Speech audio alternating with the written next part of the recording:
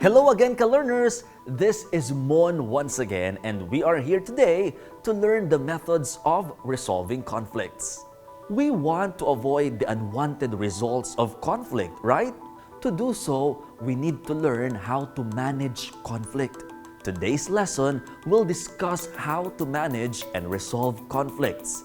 I will share the different methods of resolving conflicts. After watching this lesson, you should be able to, number 1, explain and demonstrate the different methods of resolving conflicts. And number 2, identify the persons and institutions that persons and nations can turn to in times of conflict. Here are some of the things that people do in order to manage a conflict. Number 1, avoid the person they have a disagreement with. Number 2, fight with the person. Number 3, forgive the person. Number 4, talk with the person and settle their disagreement. Or number 5, tell other people some bad things about the person. Some of the actions that I have mentioned may lead to negative results. Can you identify which ones are these actions? Now, which ones do you think will probably lead to good results? Obviously, there are right and wrong ways to deal with the conflict. Here are some of the better ways of managing a conflict to prevent it from becoming worse. Number 1, set a time and place for a dialogue to resolve the conflict. Number 2, analyze your side of the conflict and the side of the other party as well. Number 3, listen more carefully to the other person instead of talking so much. Number 4, remember that we have 2 ears and only 1 mouth. Thus, we must listen more and talk less. Number 5, be creative. Try to think of ways by which you can resolve your conflict. For instance, if you find it hard to talk, you may instead write to each other about your feelings. Number 6, continue finding a solution to your conflict. Do not give up. If the present dialogue does not work out, agree to meet and talk again. Number 7, try to maintain a good relationship with the other party. While having a dialogue, focus on the work at hand and not on the personality of the persons involved. Number 8, try to further improve your skills in managing a conflict. If you have a conflict with somebody, you should always listen carefully.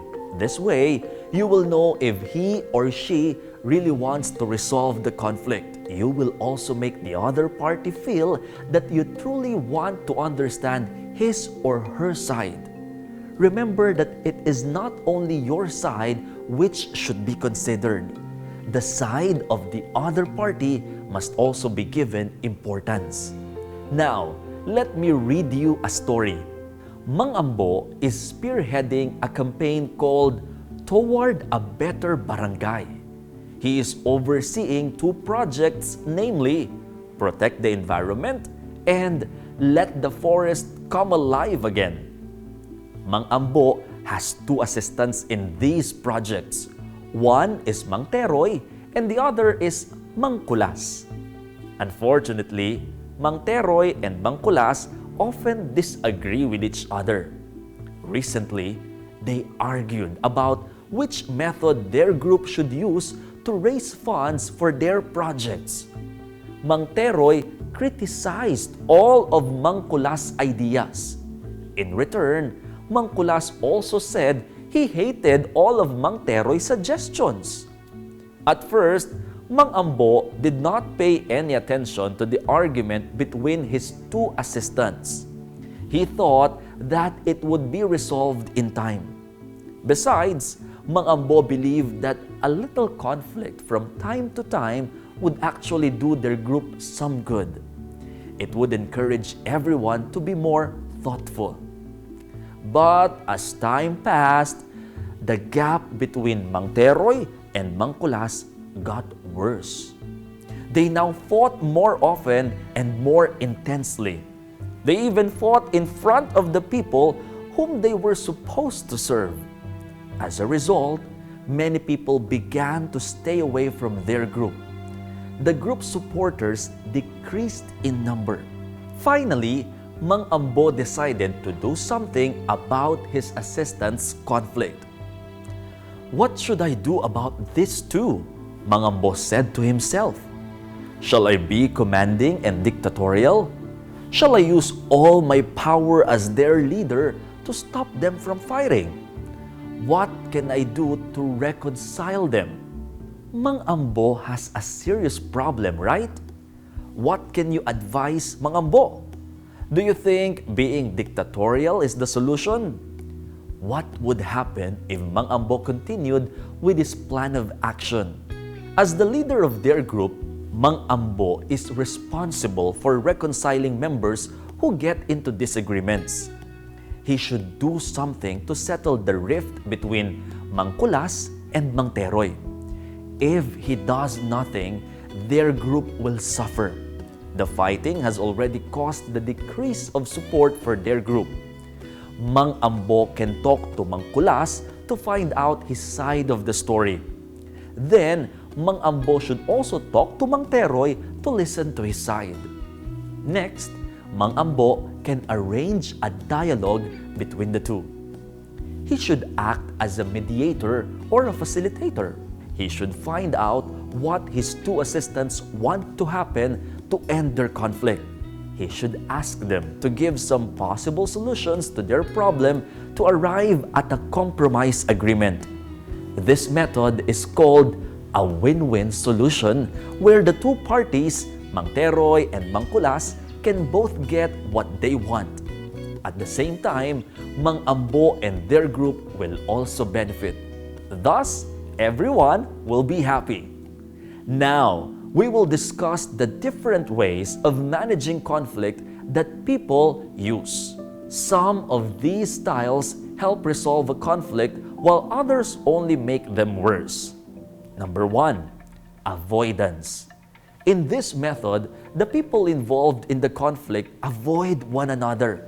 They shy away from talking to or meeting each other. For a short time, this style can be helpful in resolving the conflict. Why? Because it gives both parties time to cool off. When they do not see each other, they become calmer and less warlike. They get the chance to reflect calmly with cooler heads on what caused the conflict and how it can be resolved. Any disagreement or conflict, if prolonged, will only worsen. Continued avoidance just prolongs the conflict. It does not resolve the conflict. If the people concerned continue to avoid each other for a long time, their conflict will grow worse. It will not be resolved. This leads to a lose-lose situation. Number 2, being understanding and accommodating. In this method, the people involved give more importance to their relationship rather than to their personal feelings. They set aside their personal aims and emotions for a while and focus on how they can be good friends or co-workers again. This method is useful when a person has accepted that he or she is wrong. Or it may be that upon thinking, a person decides that he or she will be at the losing end of the conflict. In other words, the conflict will not do him any good, so he or she decides to end it peacefully. Number 3, compromising. In this method, the person gives equal importance to his or her personal feelings and to his or her relationship with others. What happens is that both parties sacrifice their personal feelings up to the extent that they can bear for the good of the majority. This is also called meeting in the middle or a win-lose situation. This means that they win some and lose some. Often, not all of their demands will be granted. Only those demands that are more useful and urgent will be accepted. It is the company or group to which they belong that benefits the most. Number 4, competing. In this method, one party proposes a solution and forces the other party to accept it. This leads to what is called a win-lose situation. One party wins while the other loses. This happens because the parties put more importance on their personal feelings than on maintaining good ties. It can be effective when one party is sure that he or she is right and when he or she is stronger or more powerful than the other. But if this style is used often, the stronger party might become a bully. Number 5, threatening. It is a method where one party imposes rather than proposes a solution and forces the other party to accept it. The other party has to comply with the solution imposed by the other, or else he or she will lose something valuable to him or her. The weaker party has no choice but to follow what the other one says. This also leads to a win-lose situation. One party wins while the other loses. In this method, the stronger party actually becomes a bully. Number 6, confronting. In this method, both parties aim to resolve their conflict through violent means. This method could lead to a win-lose situation. A win-lose situation happens when the stronger person wins over the weaker person. Now, there are people and institutions that help resolve conflict. Among these are, number 1, elders. We can rely on our elders to settle any conflict in the family. Who are our elders? They are our parents, grandparents, uncles, aunts, and older siblings and relatives. It is their duty to clear up issues and help those members of the family who are quarreling with each other. Number 2, barangay officials. Barangay officials implement plans, programs, projects, and laws in the community. It is also in the barangay where opinions and suggestions of the citizens are heard. Disputes between neighbors can be settled here. Number 3, courts. Our courts hear and judge cases brought to them by the citizens. The judge has the power to decide over a case. In giving a verdict or court decision over a case, the judge has to study and analyze carefully all the evidence so as to come up with a fair and just decision. Number 4, international organizations such as ASEAN, United Nations, the Association of the Southeast Asian Nations or ASEAN, and the United Nations or UN are world organizations that promote cooperation among countries. In so doing, they aim to preserve and maintain peace in the whole world. The ASEAN aims to promote the development of the livelihood and culture of the Southeast Asian region through cooperation among its member countries. It believes that its aim can be attained if its member nations have a harmonious relationship with each other. Its member countries include the Philippines, Thailand, Malaysia, Singapore, Brunei Darussalam, Vietnam, Laos, Myanmar, and Cambodia. The UN has a similar aim to maintain global peace and put an end to violence and war. It undertakes peacekeeping missions to resolve armed conflicts in different parts of the world. Remember these.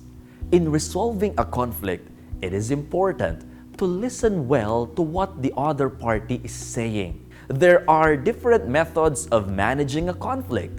Among them are avoidance, being understanding and accommodating, compromising, competing, threatening, and confronting. A conflict cannot be resolved without the efforts of both parties to resolve it. Among the people and institutions that can help resolve a conflict are our elders, barangay officials, courts, and international organizations. Alright, there you have it folks for our lesson on this module, Methods of Resolving Conflicts. Until our next lesson, this has been Mon. Thank you and see you on the next episode.